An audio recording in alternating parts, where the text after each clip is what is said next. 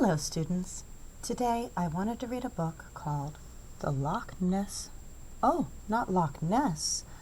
The Loch Mess Monster. Oh, look at that mess. He's dumping things out. This book was written by Helen Lester. It was illustrated by Lynn Munsinger. We've read Helen Lester books before. She often tries to teach us a lesson in her books. This monster is very messy. I could make a guess about what this book will be about and what the author might want me to learn. Let's pay careful attention to our character, what he says, what he does. Maybe we could figure out what he's thinking, how his feelings change from the beginning to the end of the book, and if there's a problem and a solution. Let's read to find out more. The Loch Ness Monster by Helen Lester. In faraway Scotland, there was a famous lake called Loch Ness, and legend had it that deep within this lake lived a monster. No one had ever seen it.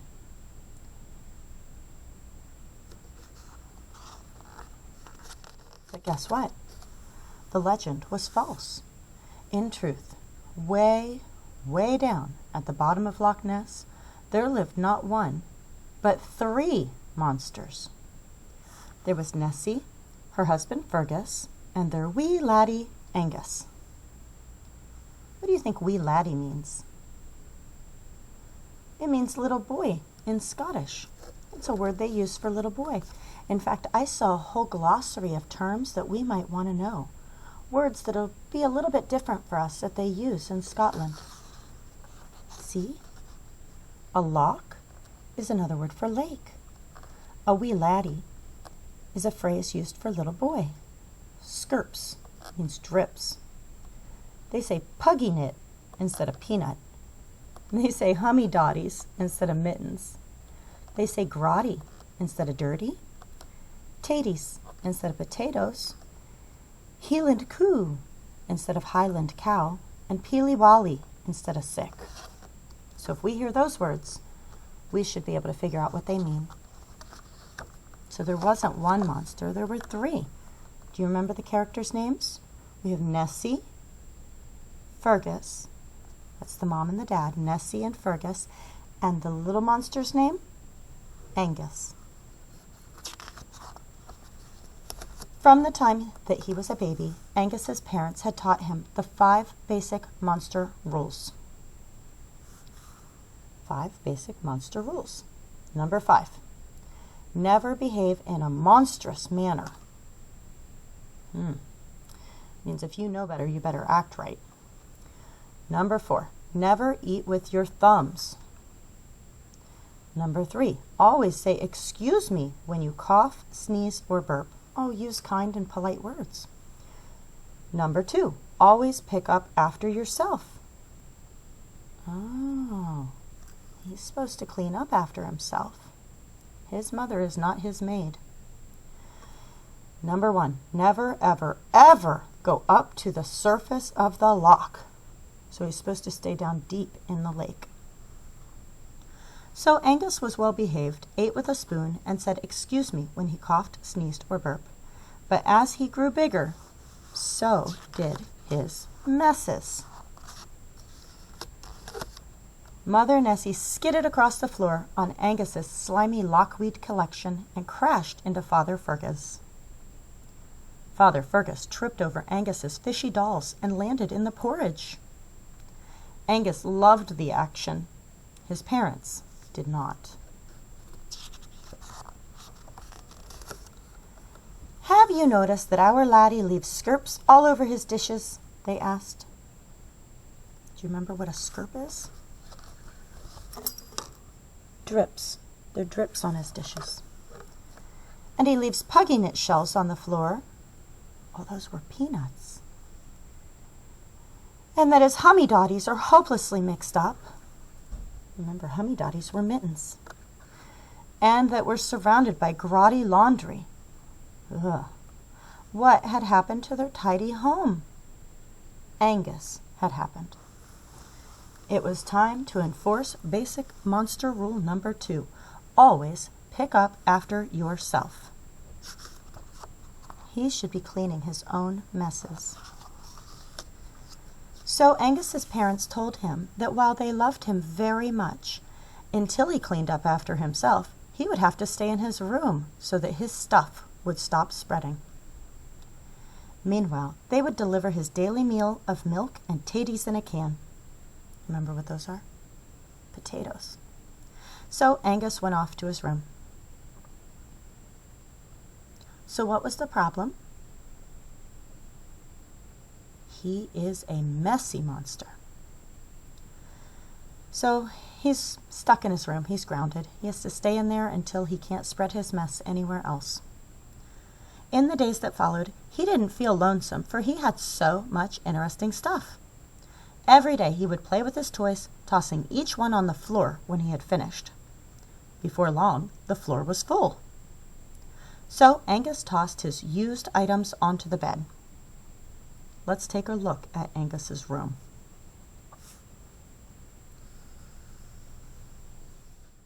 Floor is full. He's throwing things on his bed now. Ugh, I wouldn't want to live in that mess. And a monstrously messy mountain began to grow. Books and toys, rock collection, slimy lockweed, ew. Fishy dolls, tatty cans, hummy dotties too. Grotty laundry, puggy knits, spoon and skirpy cup. Messy mountain moving higher, up and up and up. At night, as was his habit, Angus would check to be sure there were no monsters under the bed. Then he would strap on his mountain gear and make the long climb to his lumpy sleeping perch. Each night, this climb took a little longer because each day he added books and toys, rock collection, slimy lockweed, ew, fishy dolls, tatty cans, hummy dotties too, grotty laundry, puggy knits, spoon and skirpy cup, messy mountain moving higher, up and up and up. We heard that part before, didn't we? I wonder if it's going to be a pattern, a refrain. Not only was the climb a long way up, on the nights when Angus fell out of bed, it was a long way down. Now, Angus was beginning to miss his parents. He was uncomfortable on his lumpy bed and dreadfully hot as he neared the sun on the surface of the loch. Oh, wait, up to the surface? Wasn't that rule number 1?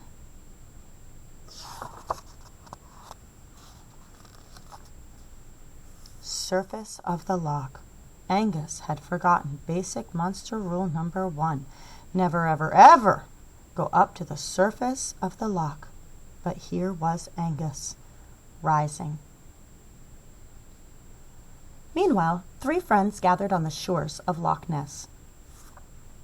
A duck, a goat, and a Helen coo looked out over the water as they had every morning for years, waiting patiently for the Loch Ness monster to appear. A Hieland coo was a Highland cow. And at last, on this particular morning, they saw a wee ripple way out on the loch. Could it possibly be?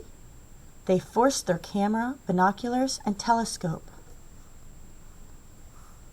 And what they saw was Sloppy Angus, just awakening and rising on his bed, or what had once been his bed. "What a mess!" exclaimed the 3 observers.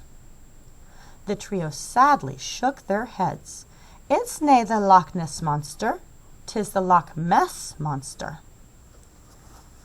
So they say nay instead of not. And what did Angus see on the shore? What he saw made him feel absolutely peely-wally. Monstrous land monsters. Peely-wally means sick. The little one had enormous feet that could probably stomp you flat in a second. The middle one had a hairy chin, fierce spears on its noggin, and big googly eyes. And the big one must have been 500 feet tall, with a long green snout. And it made the most horrible sound. Moo, moo, moo. Sometimes we're scared of things that are different, and we don't see them the way they really are. Do you think that's true for Angus? Are duck feet anything to be scared of? Do goats have big goggly eyes, or are those his binoculars? And he thought that this cow had a long green snout, but it's really his telescope. Time to move! Suddenly, Sloppy Angus wanted to clean up. He gathered up as much stuff as his arms could hold and climbed down, down, down to the bottom of his mountain. Let's see, slimy lockweed on the shelf, puggy knit shells in the laundry basket, books and toys in the bin, grotty laundry in the fish tank. No, that wasn't right. Slimy lockweed in the fish tank, grotty laundry in the basket, puggy knit shells in the bin, books and toys on the shelf. Is that right? Now Angus remembered.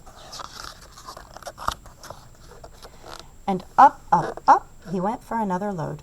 Up and down, load after load, until at last all of his stuff had found a place.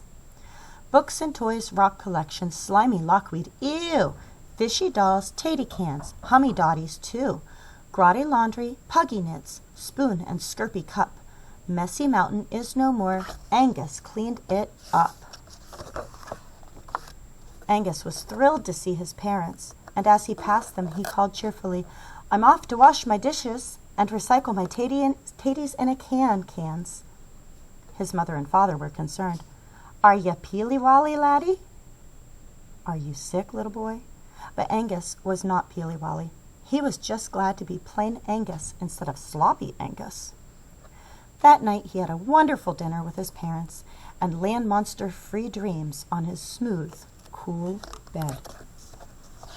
Why was his bed cool?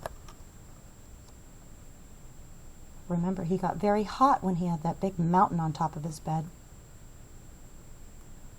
Why did he get hot? It was up close to the surface of the loch, closer to the sun.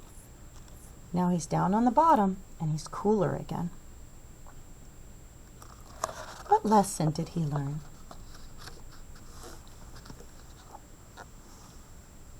But Angus didn't want his parents to think that he was perfect, so once in a while he acted a little bit monstrous and left a very wee mess. The problem was that he was messy. What was the solution? Learning to clean up after himself so that he could stay down on the bottom of the loch? What was the setting?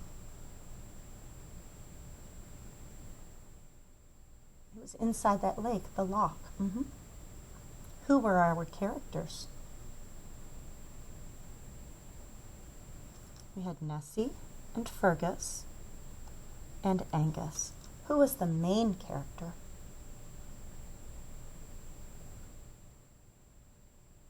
That's right, it was Angus.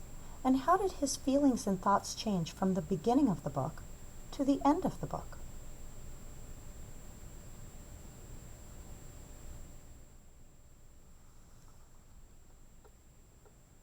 We should take a lesson from Angus and clean up after ourselves. That's what he learned to do. In the beginning, he didn't care about his mess. At the end, he knew he needed to clean up after himself. Thanks for reading this book with me. Now go clean up some mess that you made. Don't leave it for anybody else.